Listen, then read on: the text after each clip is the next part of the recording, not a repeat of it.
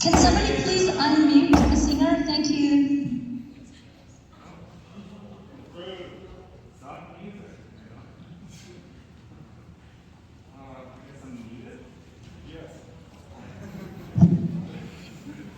Thank you, Brandon, and we really appreciate you being here today and singing for us. Unfortunately, a number of us weren't able to hear because we had an issue with technology, but we too really appreciate you singing it for us today. I'm not sure if Scott, if you're down there, if you're able to unmute for Brandon, is that possible?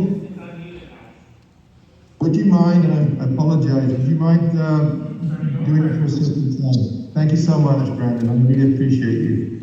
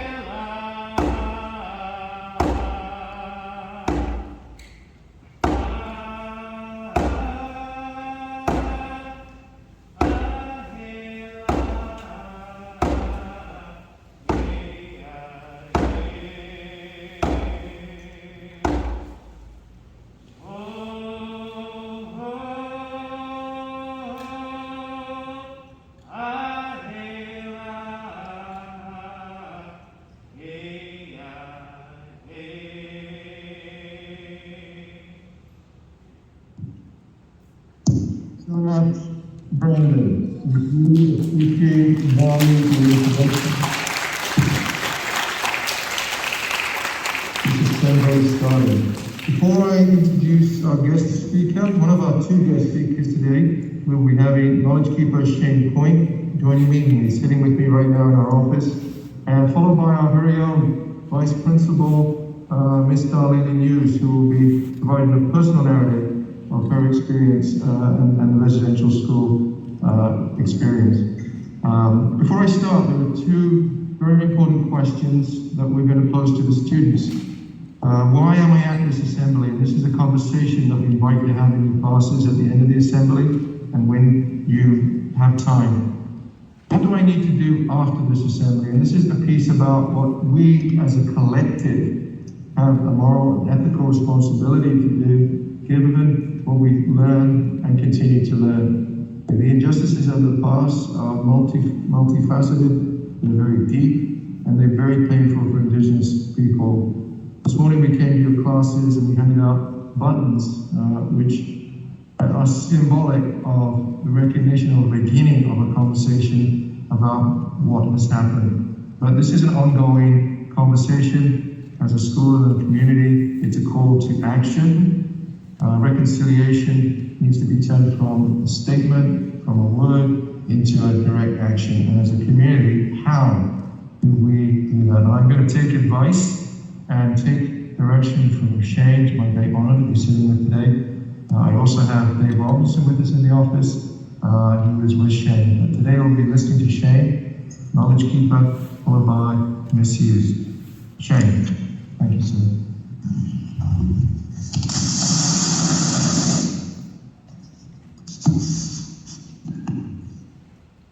Good morning, young people. A number of thoughts passed through my mind as I was sitting here this morning. What it is that I would like to say to you as future leaders. Many things. But I'll start with this. Your principal just used an interesting word and said historical actions, historical things happen. The truth is, it continues to happen today. It's not historical, it's not past, it's happening right now. I want to introduce two names to you who are already forgotten in recent history. They're gone already. The first name is Stanley Good. Stanley Good is a member of the Nanaimo First Nations. Stanley is 1 or 2 years older than myself, so he's 68, 69 years old.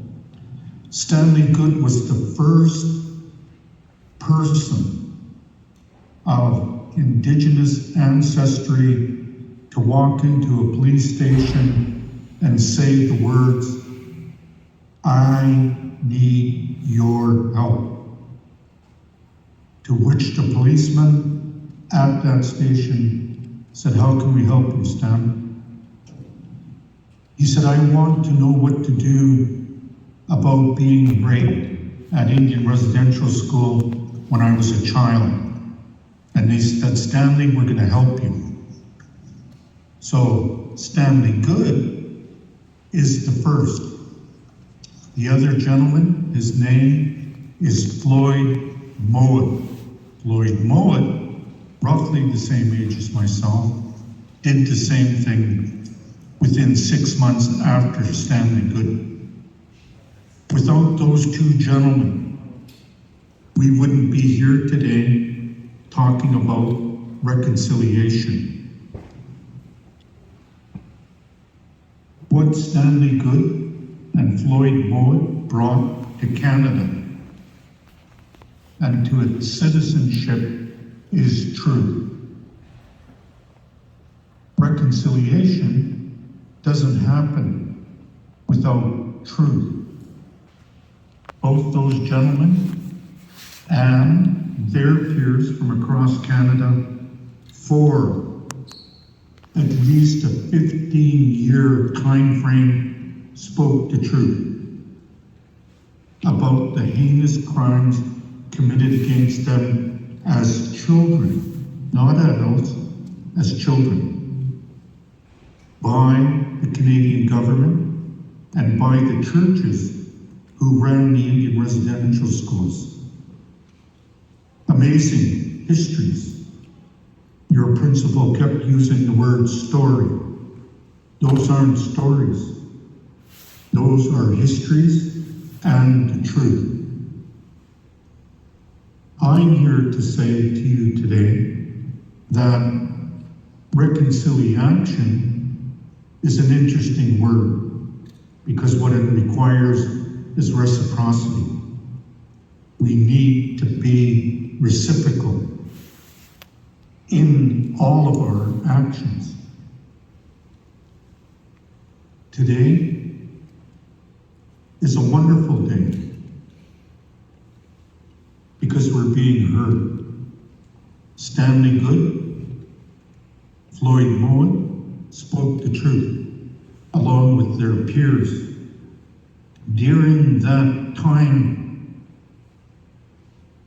frame of 15 years, I worked for the Indian Residential School Survivor Society for 10 years. Personally, worked with 334 of my relatives from across the province of British Columbia who were telling the truth about what happened to them as children.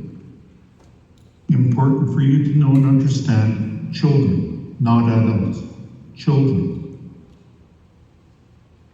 Many of my relatives from across British Columbia spoke about children who died at Indian Residential School and were buried on the grounds or close to the grounds occupied by those schools. So we knew, they knew because they witnessed it. We knew because we heard firsthand from those adults who were children who witnessed that. So we all knew, we as First Nations people throughout British Columbia and Canada knew that the government knew as well because they were paying, and the churches knew because they buried those children. So Canada lied to the parents who went to pick up their children at the end of the school year and said they're not here. No explanation. That's the truth. So reconciliation is about action. It's about acknowledging, accepting the truth, and moving forward in a reciprocal way. Your principal and the staff are doing something amazing here today at Lord Byng. One of the more graphic things are orange t-shirts. I have one on. It's beaded, was made by my friend, Connie Paul, who I call Constance. Connie Paul gave it to me yesterday. I remember when I heard the history of the orange shirt. I want you to know the truth is it's about love. It's about love. It's about a father who loves his daughter and his daughter who loves him. That's what it's about. It's about a parent-child relationship of love. That wonderful father saved, and what he could do where his daughter, before the authority showed up to take her to residential school for 10 months, was to buy her the garment, orange, beautiful, letting his daughter know, I love you. When you put this on, know that I love you and I'm with you. Of course, as soon as she got to the Indian residential school, a principal, much like yours, took it away from her and threw it away. When she was telling the truth about what happened to her, she remembered, as she always did, the orange shirt that her father gave to her with the utmost love. So, today, when you see orange, it's about love. It's not about the heinous crimes committed against that particular student or any of the students who went to those schools for 125 years. It's about love. It's about preciousness. It's about value. It's about kindness.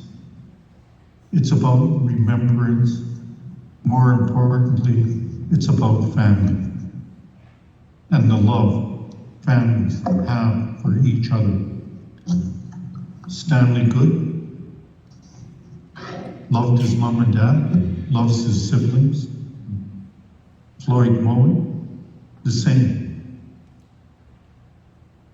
All of us love our children, our grandchildren, some of them like myself, who are a great-grandfather, love my great-grandchildren, as well as I value all human beings. I don't extend my caring and my valuing of other human beings to just my family. Modern day society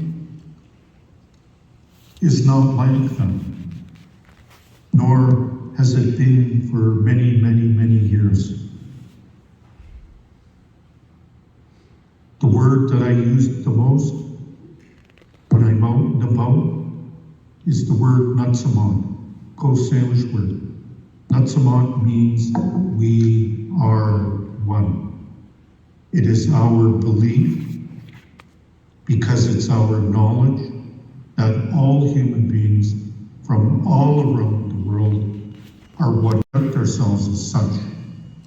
The truth is that when the first people arrived here from Europe, they'd spent many months at sea, so they were sick, and they were hungry, they were lost. In spite of what you hear from popular history telling, my relatives on the East Coast took care of them, nurtured them back to health, fed them, gave them a place to live. That's the truth. But it's one that's not told. Soon, Thanksgiving's going to happen.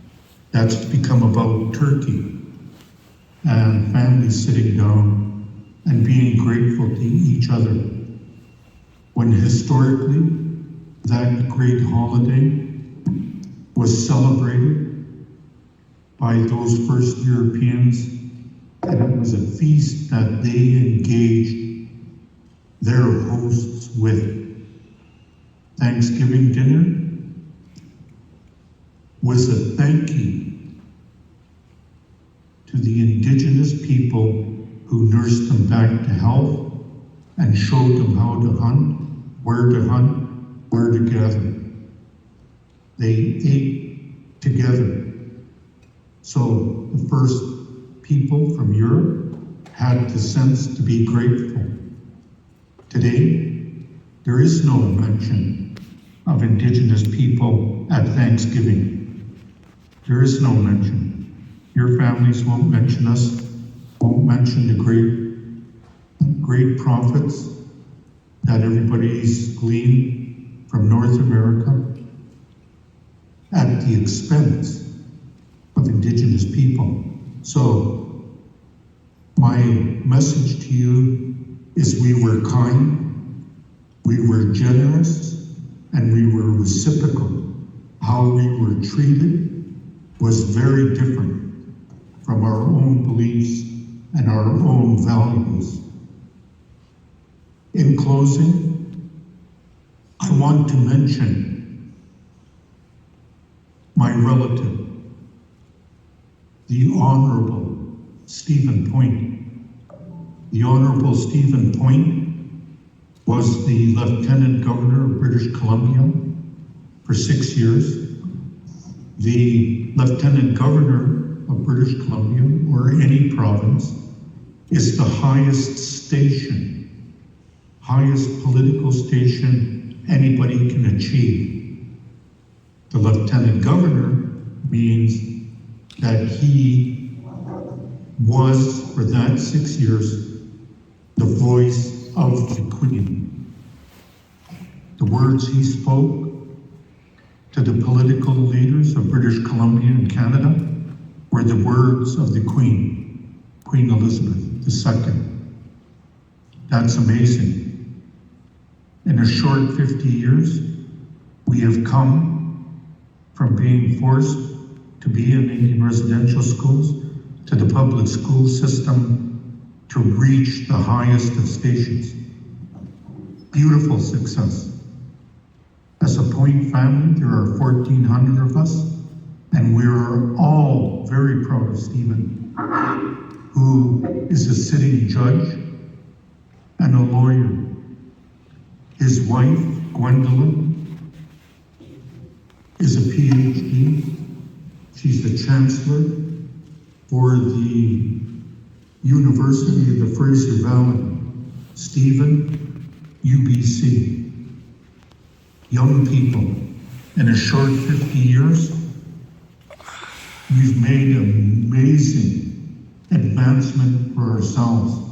In British Columbia, may not sound like a large number to you, but for us, there are over 100 medical doctors of Indigenous ancestry, thousands of teachers who've not only gone to UBC, but Simon Fraser and the University of Victoria. Thousands. Lawyers, thousands here in British Columbia of Indigenous ancestry. That's important for you to know. As well, engineers. As well, political leaders at the provincial level. We have taken action. Once we freed ourselves from the shackles of the Canadian government, we, in a short 50 years, have shown our relatives from Europe and the other old countries that we are every bit as intelligent, every bit as creative as everyone else. Not so much, we are one. So that's amazing to me. So I'm grateful to you, young people of Lord Byng School, for participating today in our language, Tiamatha. Coast Salish language, Tiamatha, means to do your best. You've been asked very important questions. Think about them and answer them with truth. Without truth, there is no reconciliation. And Canada, which I'm happy about, is beginning to listen and acknowledge and accept it of who we truly are as a nation.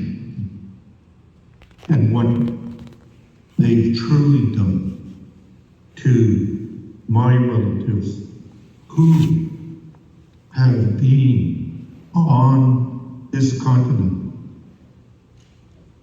for the past 30 to 60,000 years. You need to know them. It's between those numbers and probably longer that we've been here.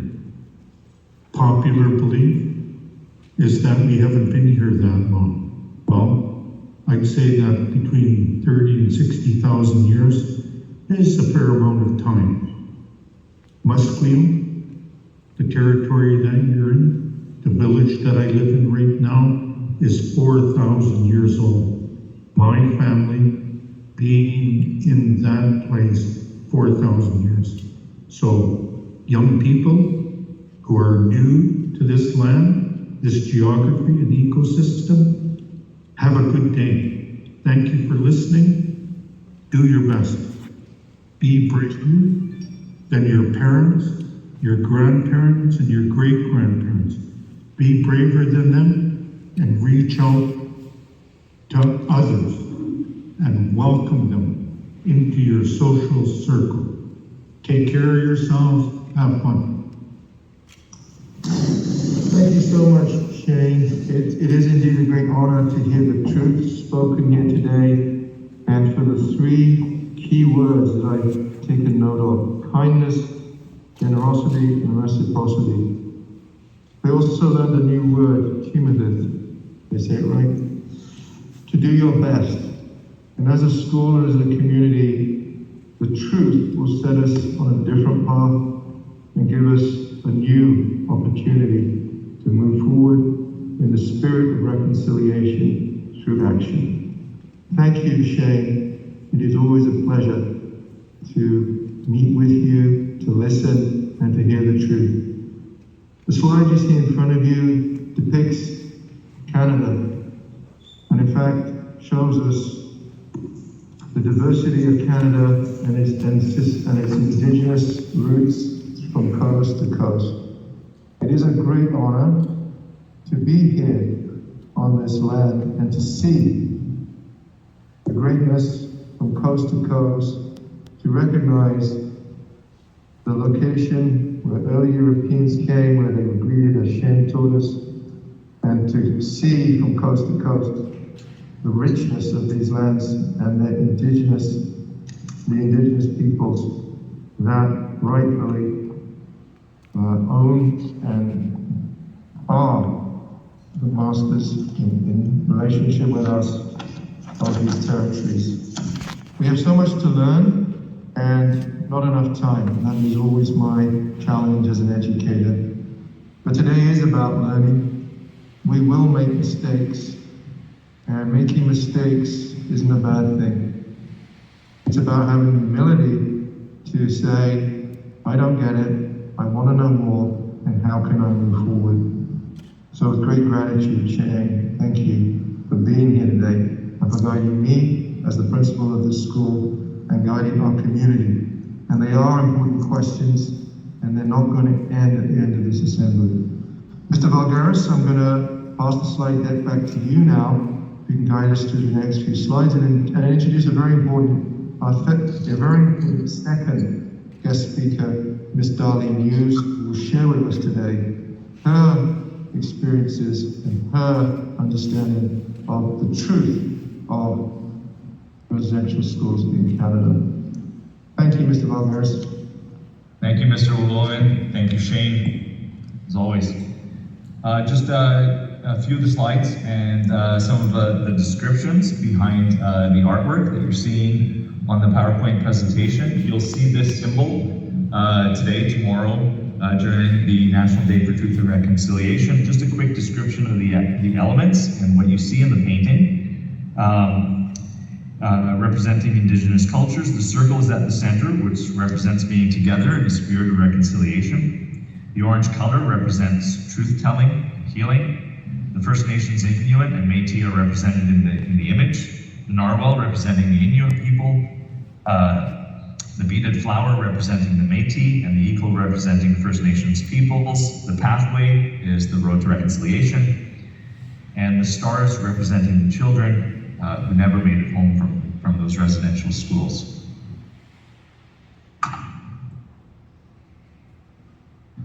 September 30th marks the National Day for Truth and Reconciliation. Day honors the lost children and survivors of residential schools, their families and communities. Public commemoration of the tragic and painful history and ongoing impacts of residential schools. This is the vital component of the reconciliation process. And the creation of this statutory holiday was through legislative amendments by Parliament on June 3rd, 2021. Mr. Point already eloquently spoke about the symbolism behind the orange shirt, and that we are honoring both the Truth and Reconciliation Day and Orange Shirt Day tomorrow, September 30th. And it's really something to see it around the school, and I'm sure you've seen it in the community, at elementary schools, and around Vancouver in acknowledging and sharing those feelings for what has happened. In May, of course, we've all been and are still going through the pandemic, but we're quite shocked to hear the stories. In May 2021, unmarked graves containing the remains of 215 children at a former residential school were discovered in Kamloops, BC. Weeks later, 751 unmarked graves found at another residential school in Saskatchewan. And then again on June 30th, another 182 unmarked graves discovered near a residential school in a different location in BC on the island. At the very beginning of the assembly, we put up an image. It's a painting. It's Kent Monkman is the artist, and the painting is titled The Scream. It's a shocking painting to see, gut-wrenching, and depicts, as stated there, a chaotic scene as children are being snatched by the arms of their parents, away from their families to residential schools, some of them never to be seen again. Again, as we've been speaking throughout the assembly, history is important, and the context is really, really important. Some paintings can become the defining image of a social or political catastrophe. You've seen this image, I'm sure, on social media, but it lacks a little bit of the context. And what I wanted to share is a little bit about Kent Monkman and where he came from and how he came to painting The Scream. Art Monkman grew up on a reserve, first 5 years of his life. Later on in life, as an adult, he attended and listened to every single one of the truth and reconciliation testimonies before making this painting. That's kind of a little bit of the context behind what that painting means. That's it for me for now. Gives me a lot of pleasure. I'm really glad that I'm working again with Miss Darlene Hughes. And Darlene, if you're there and can get the camera going, thank you so much for doing this. Thank you. Thank you. Thank you, Mr. Volgaris. Thank you, Mr. Wilman and Mr. Shane Point. It was a pleasure, Shane, to finally meet you today. And I am so happy that you spoke about the history in an eloquent way, and I feel so humbled to have heard that. This photo that you see is a photo of the Alberti residential school that my dad attended. At this school, when I was still in high school, my dad and my mom and I were here in Vancouver, and we decided Dad wanted to go visit this school. And we went over to Port Alberti, and it was still standing then. And of course, nobody was around. So my dad, my mom, and my dad's best friend and wife, we went behind the building. and it was open. And so we walked in. We didn't know if we had permission to do it, but we went in anyhow.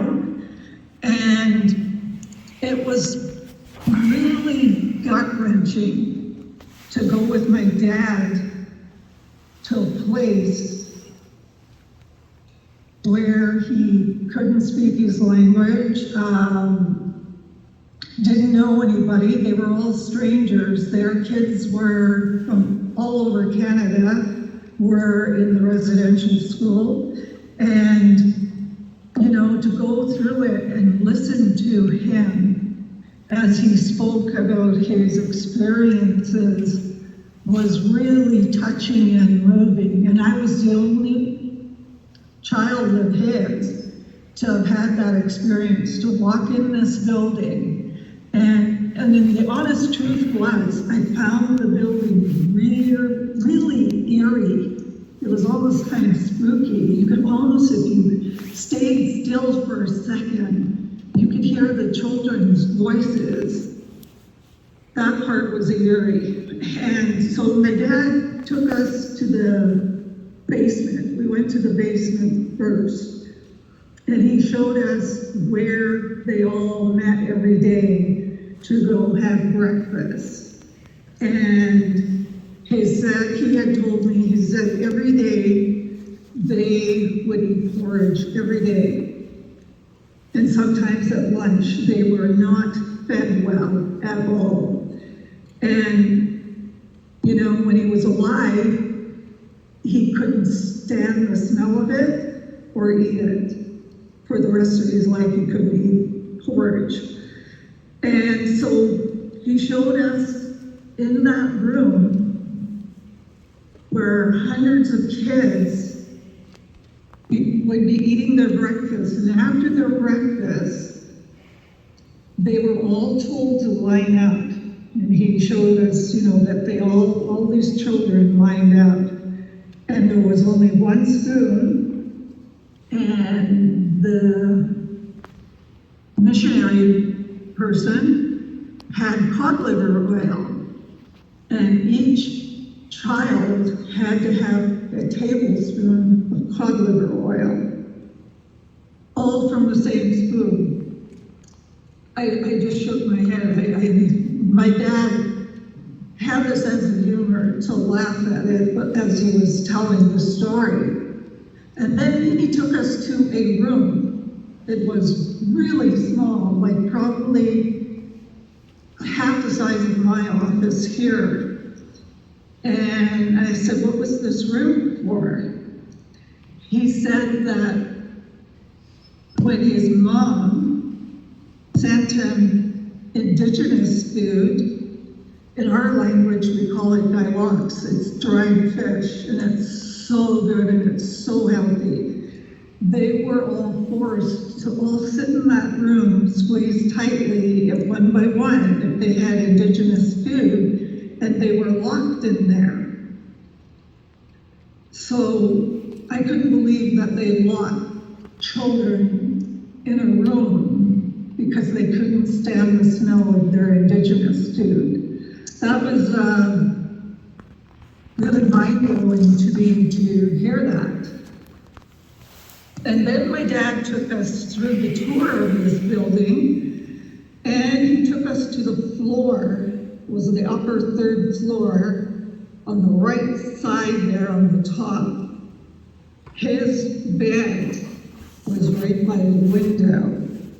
And in that room, there were beds galore. He described it to me. And it was very emotional for him to talk about it. And I know it was gut-wrenching, because for me, it was gut-wrenching. Like I said, you could hear their voices, the children's voices, you know, and I thought it was just me, but my mom and her friend, Bobby, and her husband felt the same. It was like very, very eerie. to be walking around in that building.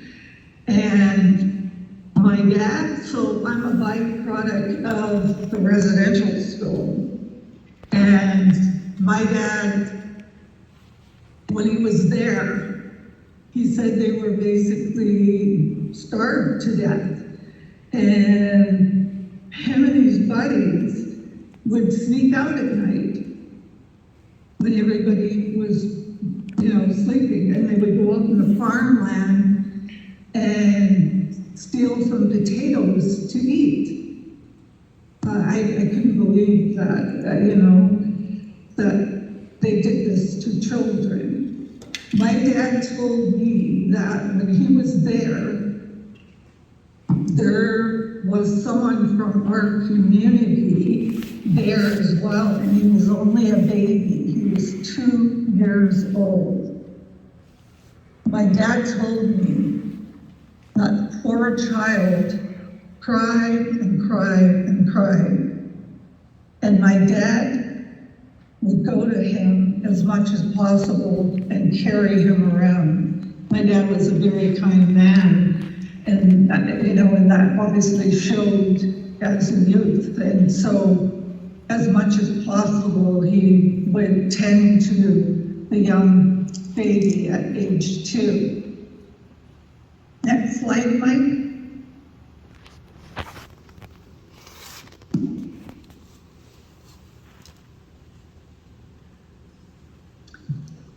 I came across this and it really jumped out at me because my dad, and I had aunts and uncles that went to residential school. They are someone's son, they're someone's daughter, someone's sister, someone's brother, someone's grandchild. They deserve a name. 215 children at the Kamloops residential school, as was pointed out by Mike. Next slide, please, Mike.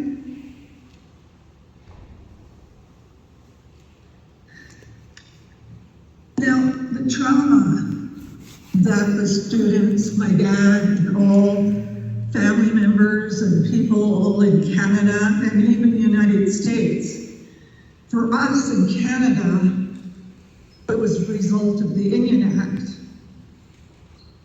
If you don't know what it's about, Google it and see. It's still a policy that still has to be rewritten by the Indigenous people. It introduced the residential schools. Children were stolen from their families, like my dad was. He was taken. And parents, my dad told me, were thrown in jail if they tried to keep their children home. It created reserves all over Canada and in the United States, but they had a different, I'm not sure if they had a Indian Act, but we sure did, and still do.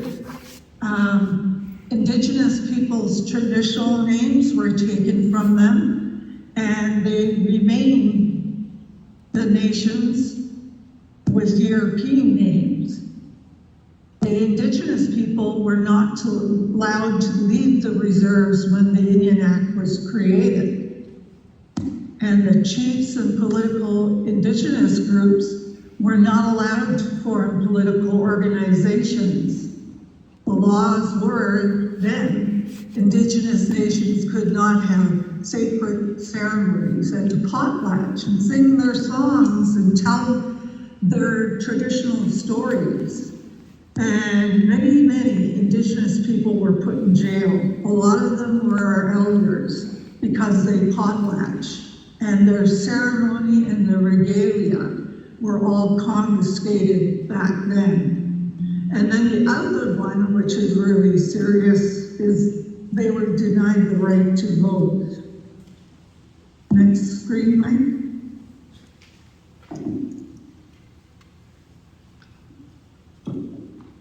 This is a photo of my dad. And on the left side, it's my dad and I.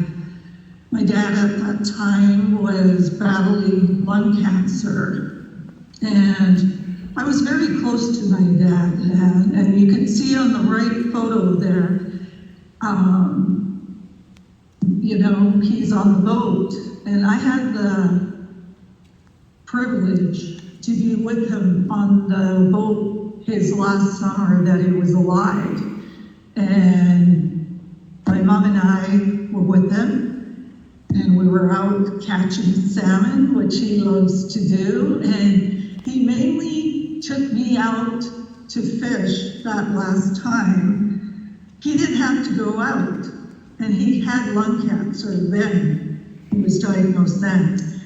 And he just was in his element at all times on the waters, in the ocean. And every year when I was growing up, I would watch him as a child and a teenager and adult, how excited he was to go out in the water and travel up and down the coast fishing with my mom. So I was had a really neat upbringing. My dad's fishing boat, we would be climbing all around the boat. We would be on the waters, on speedboats and the punts that he used to fish for herring. And I felt so lucky. And every time I look at the ocean now, I always think of him.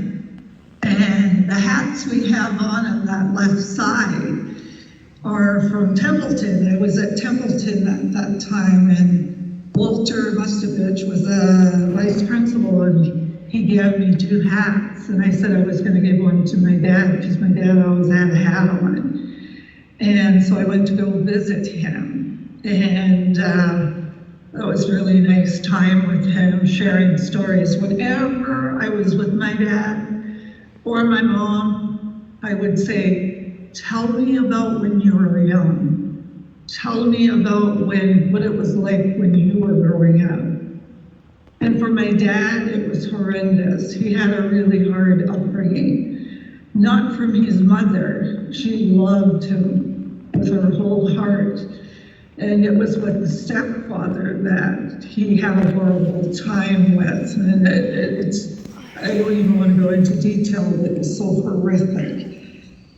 But, you know, like I said, he was in residential school. After that afternoon, when we spent that whole morning at the residential school, my dad took us all for lunch. And it hit him at lunchtime. I guess he was grieving as to going back in the memories, and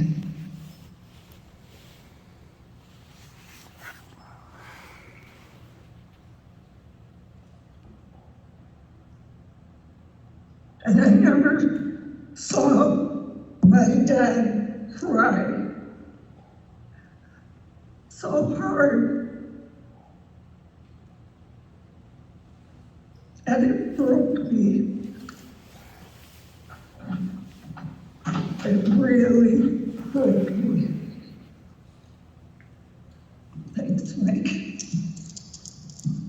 Thank you. Thank you.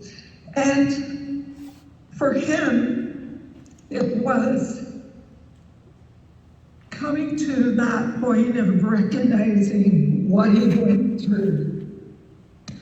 And although it was hard for me and hard for him, he acknowledged all of it. And he made a reconciliation, that's the word I would say for it. He was there to face his past, and then he felt that it was time to move on. And that was really a truthful moment for me. And I thank Lord Byng, and I thank Damien and Mike for coming in here and giving me support, because this is very difficult to talk about. I thank you for that. Thank you. Thanks, Charlie. Yeah, thank you so much. Yes, thank you, thank you. And I think I have one more slide left.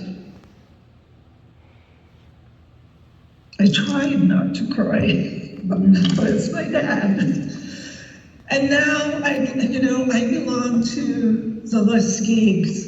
Thank you. I belong to the Eagle tribe in Lac Willemse. That's where I'm from. And that's the land I grew up from and grew up on. And the Eagle in our clan is a powerful clan name of our tribe. And it's the Eagle tribe, but we call it the Muskegs.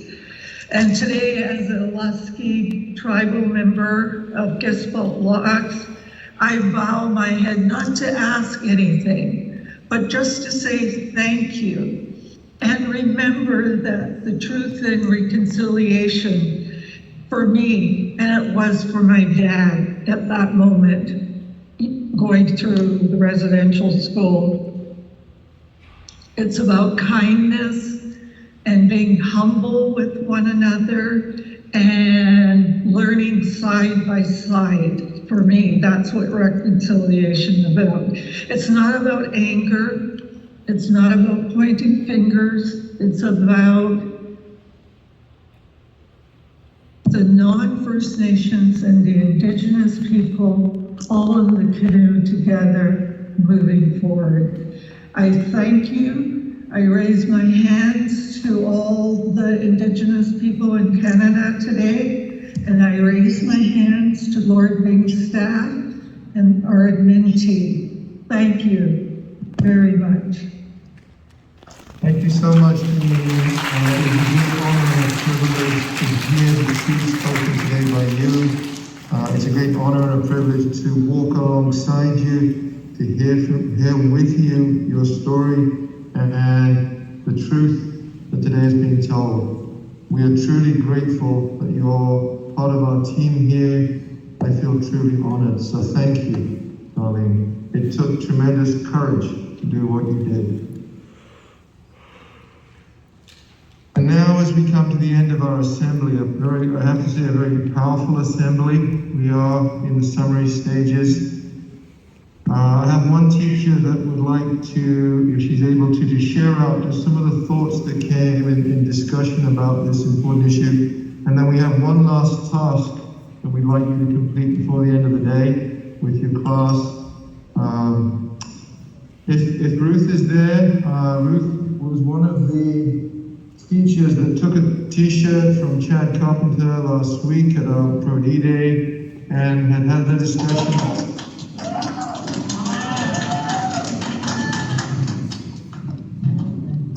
Had a discussion about... Okay, we're trying a few things. Hopefully everybody can hear us. Okay, Van, did you want to, are you comfortable with sharing? Okay. There we go. Okay. Oh, I turned the video. There we go. Okay. I'll let Van introduce herself and what we did with the t-shirts, which is an extension of the Prody last week, last Friday, with Darlene and other elders.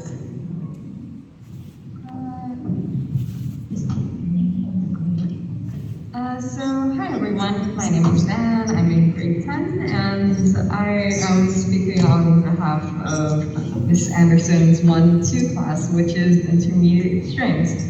And I believe that every single class got an orange t-shirt, and for our class, on those asked, we tried to draw some patterns of hearts and roses. I think we did a pretty good job, but I just think that this assembly has so much meaning to it and so much firsthand experience and also secondhand experience, and it really opened my eyes personally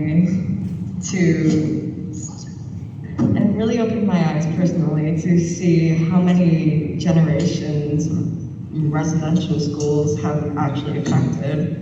Because if you think about it, there were, of course, the kids that went to the schools, but you have to think about how their parents felt when their children never came back, and how eventually the children of the students at the residential schools were raised due to their parents' trauma, and then further down the line we go. And we can only do our best and listen to Indigenous people to continue on that path of reconciliation. Van?